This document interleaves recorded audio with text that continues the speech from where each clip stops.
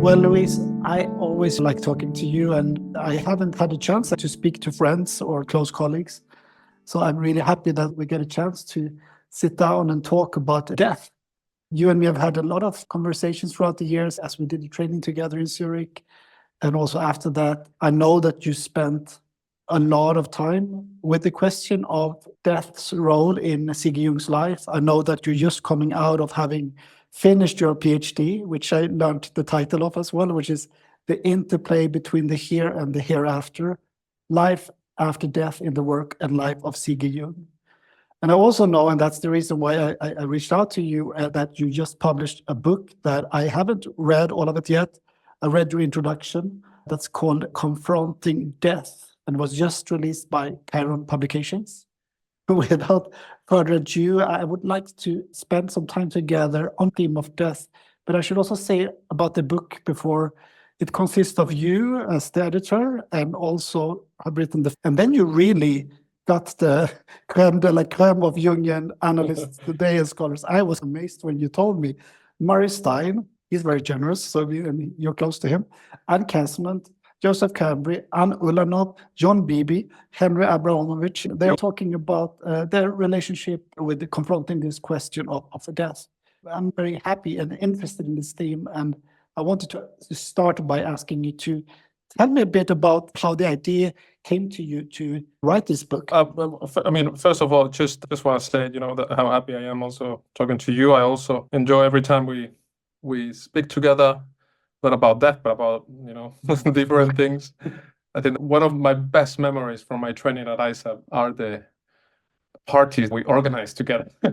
I'm really happy for talking to you about this, and thank you for inviting me to this. The book, as you mentioned, came as an idea as I was doing my PhD at the University of Essex under supervision of Roger McMahon. It was a very natural thing to come up with, nothing really original, because there is a lot of literature out there that speaks about this subject. I will further in our conversation mention what type of literature there is out there, but in terms of how Jungians nowadays understand Jung's view of death, there is very little. Shamdasani is the only one that has written things about Jung on death. And Jungians, how they work with death. There is some literature about mourning and grief, but there isn't a lot. So when I was researching about, my research is really about Jung and about Jung's understanding of death and life after death, and how he incorporated that into his psychotherapeutic model. But even Jungians today, there isn't a lot about how they view or work with death. So by seeing that, I approached Mary and I proposed the idea of editing a book, asking contemporary Jungians about how they prepare for death, if they do, and if any of Jung's writings have helped them in their preparation. So it was a very specific question about preparation for death, which Jung, towards the end of his life, admitted that his confrontation with the inner images of the psyche was a preparation for death, like philosophy was for Plato. I proposed this to Murray and I said, would you like to be the co-editor? I'll be the editor and we can both be editors and just edit a book and ask different Jungians around the world. And he said no. Really? No, but I would be the consulting editor. And that was good enough for me.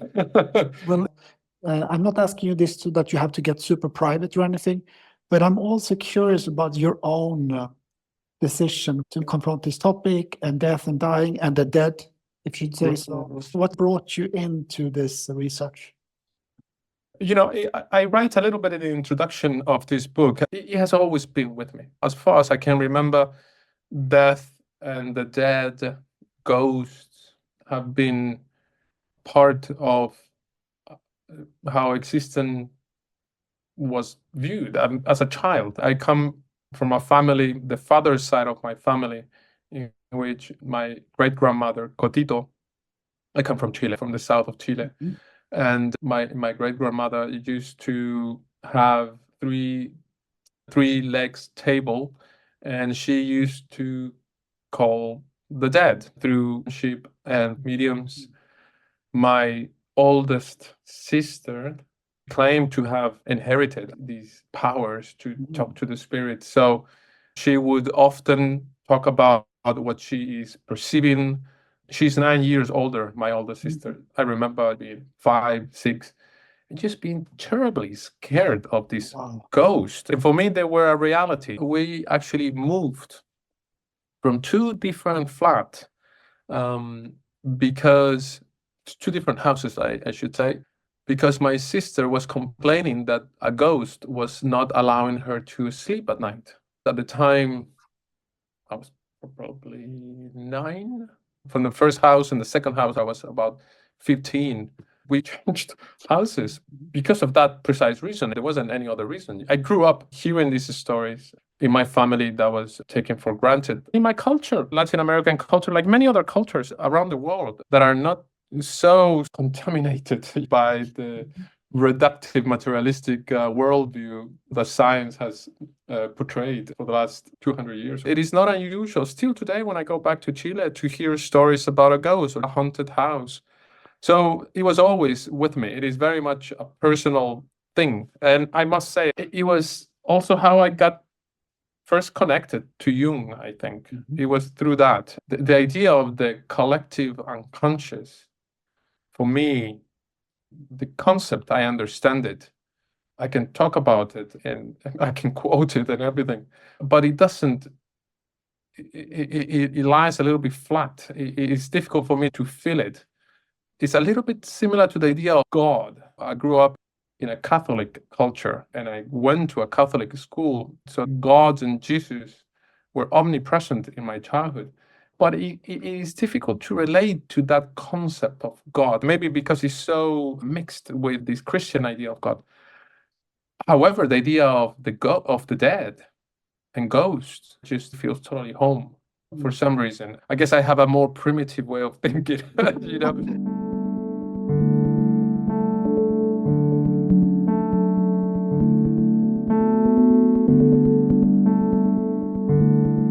All right, so let's move to Jung.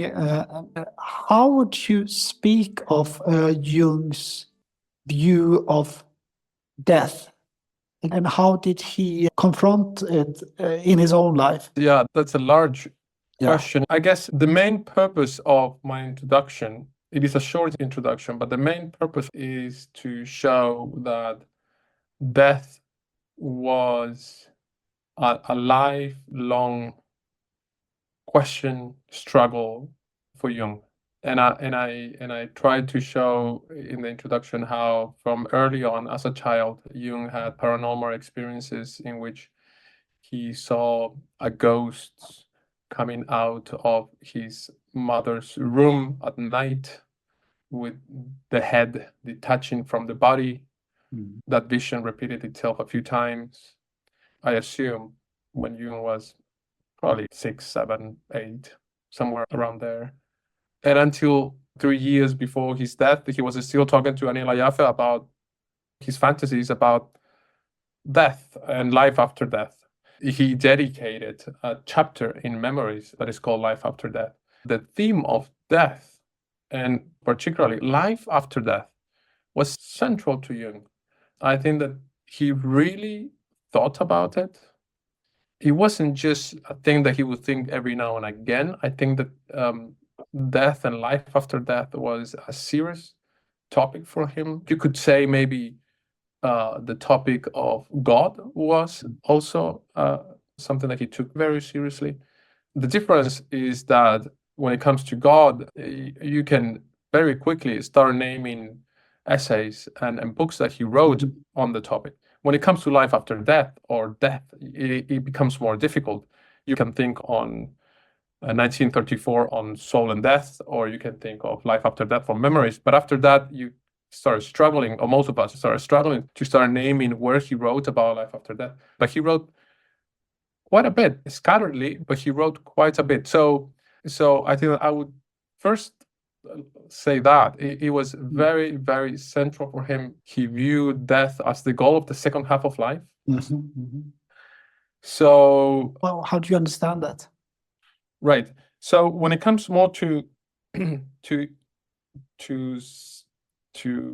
psychotherapy and his psychology, basically, there is this essay that Roderick Mayne wrote on how Jung's psychology could be seen as a form of holism. You could say in a nutshell, Jungian psychology or just Jungian psychotherapy, the individuation process is the process of realizing the wholeness of the self. What we do is very much pointing to the idea of bringing the opposites together with the aim of wholeness. Roderick says that could be viewed in different ways. So the first way is to think about intrapsychic wholeness, psychological wholeness. And Jung wrote extensively about bringing the unconscious together with the conscious mind, trying to bring together the opposites of the shadow and the persona, trying to bring your psychosexual opposite into consciousness. And that would be the first state of wholeness, intrapsychic wholeness, the psychological wholeness. A larger wholeness that you could think of is the idea of seeing individuation process as a social type of wholeness. In the pursuit of psychological wholeness, we become aware that we all share a common unconscious, and this could bring a sense of human community. This is what Roderick is postulating. Then there is a third level of wholeness, which is the idea of a mystical or cosmic wholeness. And this is what Jung wrote in Mysterium Conjunctionis at the end of his life, his last major work, which talks about the idea of uniting the psyche with the unus mundus, which is a cosmic, mystical idea of wholeness. Or better said, the cosmic side of existence can unite with the material, individual side of existence. In this union, the opposites of death and life united in the unus mundus. The cut that exists between death and life doesn't apply. It is all part of one basic system. You could say that that's how Jung is trying, at the very end of his life, postulate the idea of death being totally part of life and life being part of death, being two aspects of one existence. That's why he speaks about the unus mundus. The very first paragraph of Mysterium Conjunctionis, paragraph number 1, if you read it, he says that this book is going to be about bringing the opposite together. And he gives examples about these opposites. What are these opposites? And he names life and death are part of this opposite, because they are, in this idea, in this cosmic or mystical idea of the unus mundus. Right. And that fits with the title of your thesis as well, the interplay between the here and the hereafter. And when you talk about death, we have death, we have life after death, we have the dead. And there's this belief or understanding that things can travel between these two worlds, yeah? Right. That there is, and maybe the unconscious is even some link between these two worlds of the dead and the living. Right. But I'm also thinking about, and you might be feeling that I'm psychologizing now, but something that I'm curious about is when I read Memory, Streams, and Reflections, and when I look at how you dealt with death, literal death, in his own life, I think it's an understatement to say that it was very difficult for him. I'm reminded of when his father died and how he reacted to his father's death. And he kind of cold or distanced or just looking, he was kind of, I don't know if he was petrified, he was fascinated, I think, or there was a fascination there. There was a fascination, But very different, of course, when late in his life, when Emma died, I think there was a lot of mourning and depression and other pains. And what I'm interested in is this relationship between confronting literal death and what comes with that, which is the question of mourning or relationship, acknowledgement, and then creating theory or having experiences that points to the larger whole. I'm not saying that Jung spiritual bypassed, But I'm interested if that's something that you thought about, this sort of just the man Jung confronting death. So, I mean, probably one of the first things that I should have already said, but this, because I could assume that many Jungians are being very upset by listening to what I'm saying. The first thing that I should say is that Jung was categorical and consistent about this. He wasn't always consistent, but he was consistent about this.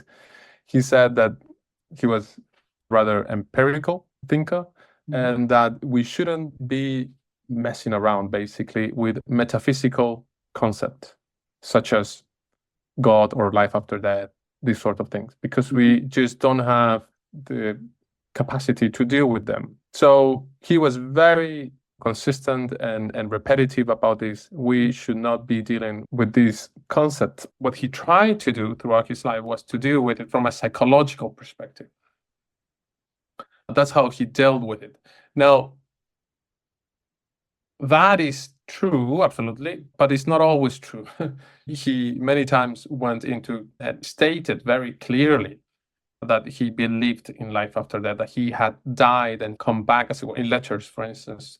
I'm thinking of a letter in 1945 to Christine Mann, where he explained what he went through. And in Life After Death, from Memories, in that chapter, he describes these visions as completely objective. There is nothing subjective about these experiences, he said. So him as a man, on the one hand, was, as a psychologist, I should say, was very clear about the idea of not speaking or giving a statement about life after death, and to take life after death and death from a psychological perspective. On the other hand, as a man, I think that he was much more relaxed and daring about how he spoke about it. And this is the important thing. He really was strong about the idea of creating a Weltanschauung about death. Weltanschauung meaning a worldview. The idea of creating a worldview about death. I think that it was in 1931 that he wrote this essay, Psychology and Weltanschauung or something. He says that a worldview is not a fixed thing, it's not an act of belief, it is a hypothesis. It is always changing. The factor that changes that is consciousness, how aware we are becoming of new data. In his creation of a worldview that included life after death, the information that he would obtain was mainly through dreams, his own dreams, his patients' dreams, his friends' dreams, and experiences that he had with ghosts, because he had a few, I should say. These experiences, these dreams, these symbols were helping him to create his own Weltanschauung about life after death. You mentioned earlier how this painting was never finished, the last painting of the Red Book. I think his view of life after death was never fixed, was never something that he was totally convinced about. I don't think that when Jung speaks about life after death, we should take it as a doctrine or dogma. It will be wrong to do that. I think he tried to create a picture of life after death. In Memories, he says very clearly that a man should be able to say he has created a conception of life after death, even if he has to admit his failure. When you speak about death as the goal and Jung's emphasis on death as the sort of, it's not the end. I'm reminded of when I walk from my practice to my home, I walk by a very old graveyard here in Berlin. And on top of this entrance to this, it says, Christus ist mein Leben, Sterben mein Gewinn. Christ is my life, death is my victory. I read the book with the best title of a chapter that's called Death as a Happy Ending. That's a Christian view. So I used to say in Jung's wrestle also with these different world views or religions, the question of death and dying and confronting it and seeing it as a victory is something that is very much aligned with where Jung landed. But I guess what I'm also hinting at and what I'm curious about is If Jung had difficulties with mourning his losses, I think in the Jungian cosmology, death can become a symbol or something that turns into something that it's not. It's not death anymore. It is death, but it's a beginning. And we know many people in our practice who's just wanting to escape the actual death or escape the mourning and the grief that comes with losing someone, or the terror that many of us at least, have around facing death oneself. And I've been reading in the field of more psychoanalytic work, and Freud being an atheist, his work on death and dying, or this book by Ernst Becker called the Denial of Death, that were, for me personally, in my own journey and in the journey of people I work with, is confronting of death. What happens to a human heart or a body or memory when that's really stayed with and confronted? I think that for Jung, death was a paradox. On the one hand, it was an end, and on the other hand, is the beginning. Jung suffered very much for the death of his wife, for instance. And you see in letters, I think that is also in memory. He very much loved his wife and suffered very much from her rather early death. But he also suffered very much for Tony Wolff's death, which was a shock for everyone. And it was unexpected. In a letter, he says, I was seeing her on Thursday, and by Saturday, she was gone, and nobody could believe it. Yeah, and I think he suffered, and it was also he did not go to her funeral. From what I understand, why he didn't go to the funeral was because he was concerned that people would see him in this state, or that I didn't know that. I didn't know publicly, and he didn't go. Oh, I didn't know that. And at first, when I heard that, I was like, this fitted in my idea that maybe there was some difficulties around mourning. But from what I understand, it was also about publicly showing things. I also read a biography, end of his life, his family, they didn't hug each other. Him and his kids, they shake hands. So this is also a human being who, and I don't try to reduce, but I find that is interesting, this interplay between the cosmic Jung and maybe still the fearful Jung, or the person who cannot allow the presence of the death to sink in. Right. Well, no, I didn't know these things about Jung not having attended Tony Wolff's funeral. I know, though, that he suffered quite a bit. And after she died, Jung heard the birth of a little girl not very far away from Küsnacht. According to Moris, Stein, he went to visit her and thought, that's it. That's Tony. She has reincarnated. And he had dreams of Emma and of Tony. We know these dreams. They are recorded. So I think that with the actual death, it wasn't a simple thing for Jung. And I don't think he just thought, oh, well, there is a life after death. There is nothing to worry about. I think that him as a person, grieved terribly. And I think that there were friends that died. He also suffered from these deaths.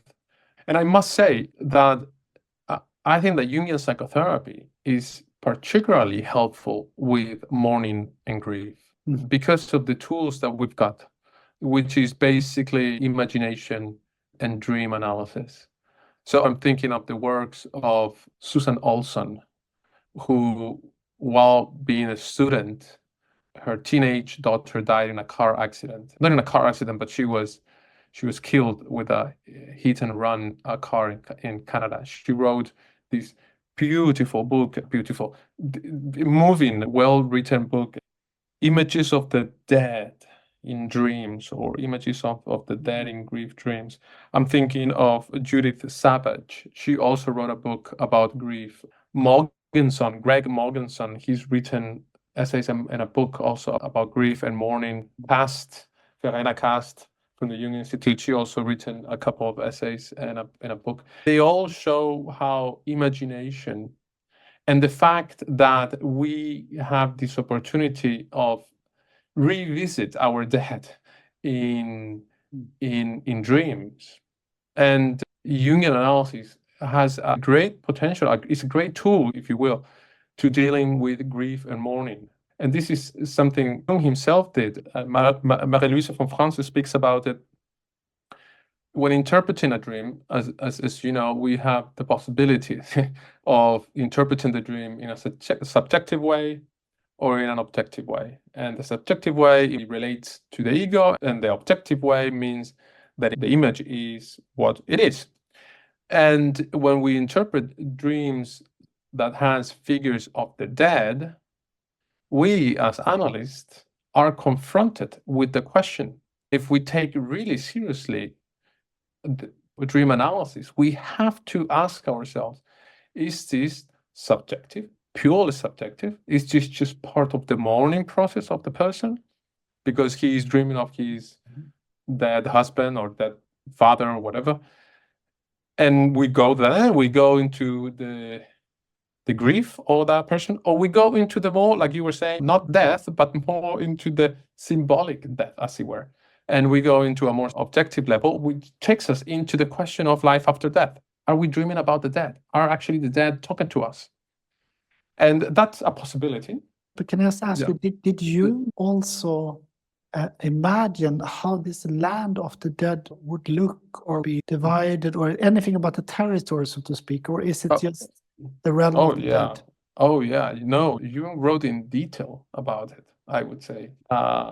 His Weltanschauung is, I would say in detail, maybe I'm exaggerating, but he wrote clear ideas, nothing definite, but clear idea. So one idea that he writes very clearly, and all this is in the Red Book, basically in 7 sermons to the dead, where Philemon is talking to the dead that didn't find answers in Jerusalem. And so there are certain ideas. I think it's important for us to remember these are just, you could say, fantasies, to use a kind word. These are just ideas. Jung also thought the idea of reincarnation, but he didn't write anything definite. But these are ideas that he put on the Red Book on during the 7 sermons. One of them is that life after death continues. Not only the life after death continues, but life after death continues while keeping a certain sense of, we don't just die and our soul becomes one with the oneness. No, there is something about us, about you and about me as a person that will continue. So that's one thing. Life after death continues, and there is ego consciousness to a certain degree in life after death. A third thing that he was very clear about is that the dead need the living for continue individuating.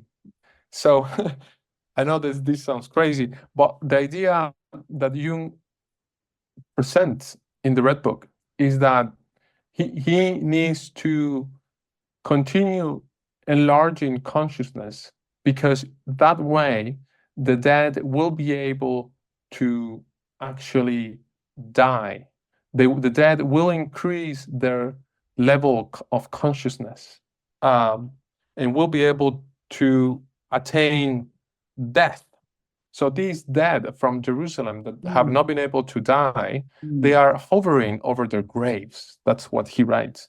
They are going from pilgrimage to pilgrimage because they have not lived life fully. They have forgotten to live their animal, Jung says. And why do you think they went to Jerusalem? I think that these were Christians.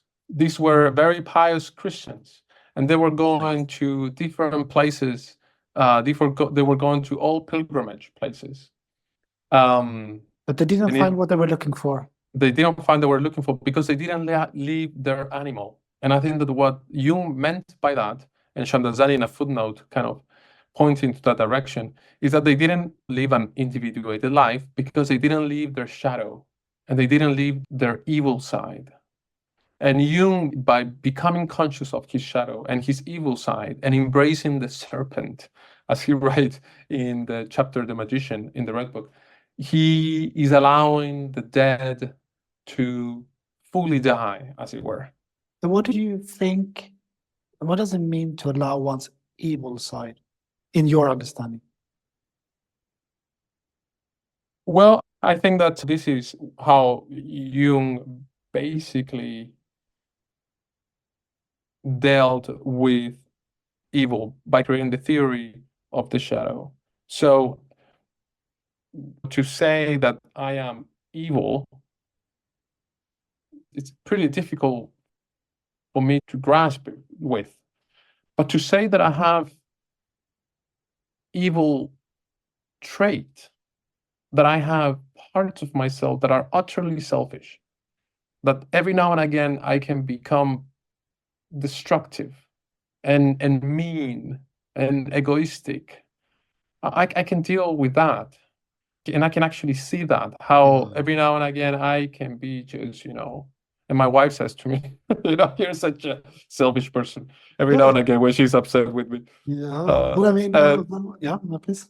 Yeah, and I suppose that dealing with the evil in me is a big thing that it's difficult to, again, kind of feel my way through or grasp. But to deal with certain aspects of myself that can potentially become utterly destructive, yes, I with that. And I think that's how I can deal with the evil side in me, by little, by little by little. Yeah, I hear what you say. You bring it down to earth and in a very practical way, and I think that's really helpful, because I also find it a bit evil can be a difficult term to sort of use for it. But in my understanding, and I'm not sure if you would agree, but in my understanding, the shadow, and Jung's concept of the shadow, which he borrowed from Nietzsche, is a way for Jung to speak about sin and the sinful nature of being human. In Christianity, they did not speak of shadow, they spoke of sin. And sin is a very unpopular, I would dare saying that, unpopular idea today, because it has associations to some sort of self-punishment, or it can be many people walk around feeling sinful, they should not. I think that's important to say. Very much so. But there is also something to, as I understand, shadow is a way for you to speak about that. That's nothing, it's not new in any way that we have an animal side, a side that is immoral. And we will always be sinners if you're a Christian. We will always be sinners because we are not God. Right. But there's potential to do better, but you can only do better if you acknowledge our sinfulness or our shadow, and face it, and learn to face it, often through, as you said, maybe through a partner as well. No, they see it. Absolutely. So to me, I feel like it's Jung sort of finding other words for talking about something that's actually quite accessible in the tradition. But I also think that Jung had very bad experience of Christianity, as we know, and very literal forms of teaching around this concept, or these experiences around this Weltanschauung, if you like. Yeah, absolutely. Yeah. Interesting. You also say, one thing that you think is interesting, you quote Jung in the introduction of the book, and you say, I think it's in his conversation with Jaffe, where Jung says, in psychological terms, what we call events in the land of the dead may actually take place in the unconscious psyche. Could you help us to sort of explore that a little bit? Because you touched upon it, the link or potential idea between the dead again and the unconscious. I think that he tackled this in two different ways. When he spoke about the land of the dead, he spoke about the idea basically of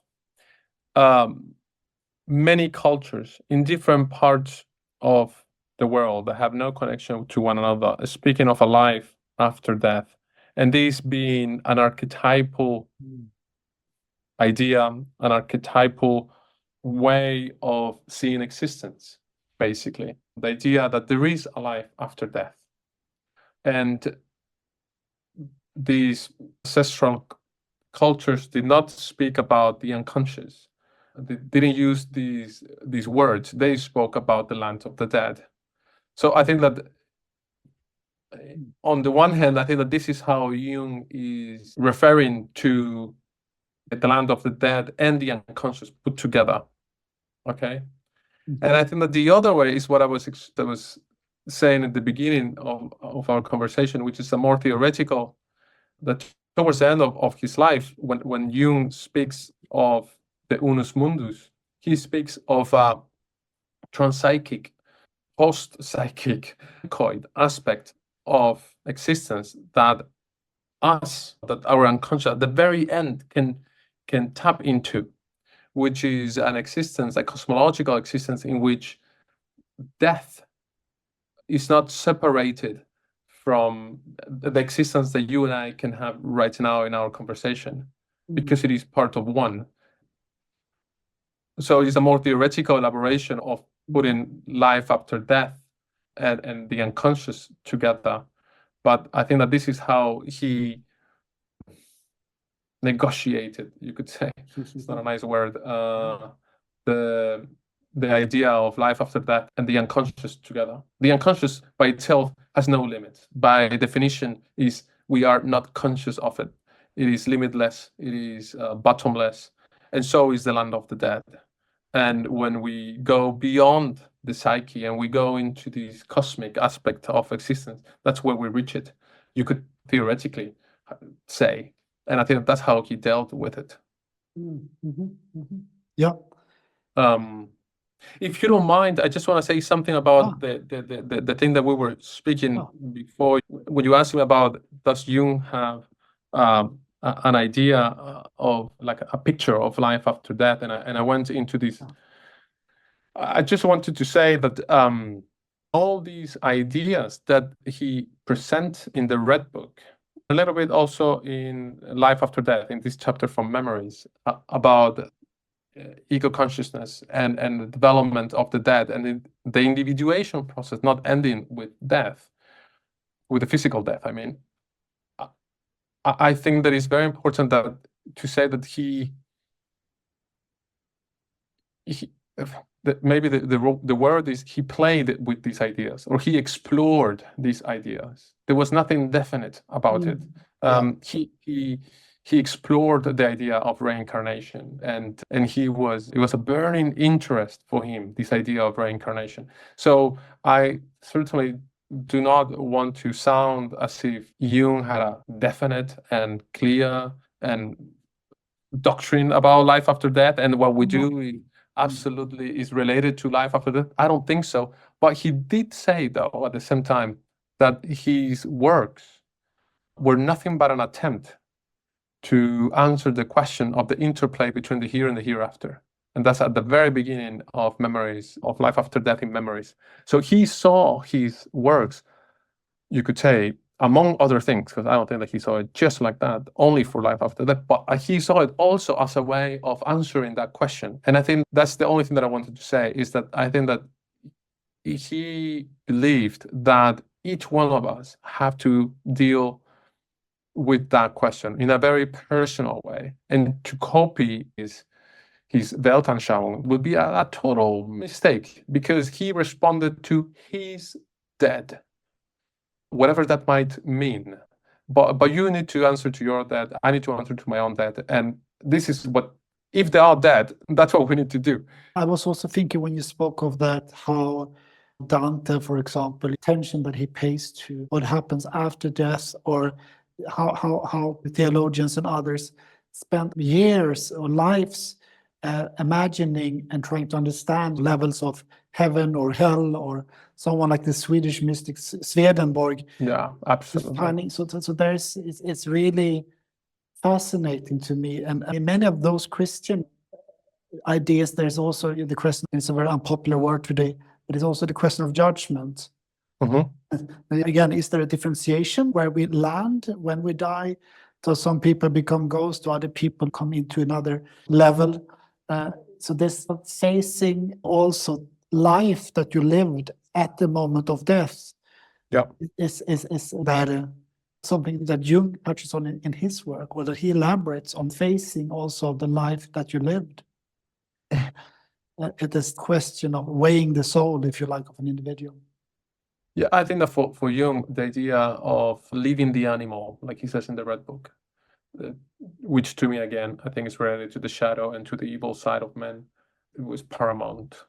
And depending of how conscious you have become of that side of you, how much you have integrated, I think, that part of you, how much you own that part of you, for Jung was paramount, was crucial.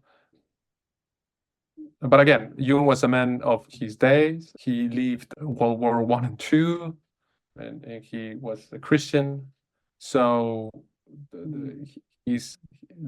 evil, I think, was a huge topic for him. Huge topic. I don't think that it's the same before, maybe with a Hindu background. Well, I guess for most Christians will think about how well they have loved in this life, and the capacities to love and be open to love would be maybe more sort of what you would measure against. But I mean, I see that very linked to the question of the shadow. But I hear Jung's emphasis. It seems like he would have needed a few more decades.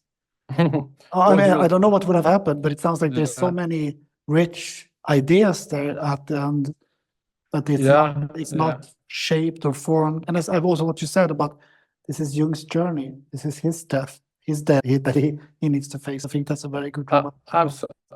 Absolutely. And, but again, I think that he was very much into the idea of analysis being a place for us to deal with this question. Because I think that this question for him was extremely important for psychological development and for wholeness, for this third level of wholeness, as Roderick is pointing out. This idea of this cosmic wholeness, bringing it for me is a way of bringing death to life. That's, I think, that Jung tries to do, among other things, of course, in his psychotherapeutic model, is to bring death to life.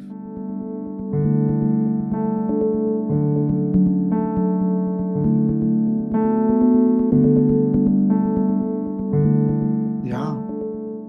And maybe as a final question for today, going back to the book and having worked with these essays of the book, is there anything you can say, you can share that particularly felt that you learned by reading this, or something that you specifically... The different essays, you mean? Yeah, exactly. Oh, yeah, I was Getting very all these moved. Perspectives. Oh, yeah, I learned a lot. I learned a lot, and I was very moved by different things. You know, first of all, how much is part of the thinking of some of these analysts, how present it has been. It has not been written, but it doesn't mean that it's not in the experience and in the thinking of many Jungians. They're all Jungians. How much I'm thinking, just an example of Claire Costello. She wrote an essay. She's an analyst from California, and she has helped more than 200 gay men back in the 80s to go through death because of AIDS, and how Jungian psychology and how the emphasis of Jung's on the idea of soul and the idea of the unknown was just so helpful for her. Caseman, she wrote a wonderful essay about the idea of bringing death to life. That's how I interpreted the idea of talking about death, how important it is to talk about death, how important it is not to keep this as a taboo in our materialistic world, to bring that mystery into our lives more. Like Jung said, just because it just simply makes life richer. The more we contemplate death, I think the more we appreciate the small things about life. And I say that not because I read it somewhere, I say it because I really experienced it that way. Well, we won't get away from it. We will all have to confront it. But I guess this question about in what way do we confront what we surely will all face? Yeah. And I think that in that sense, Jungian psychotherapy has great tools.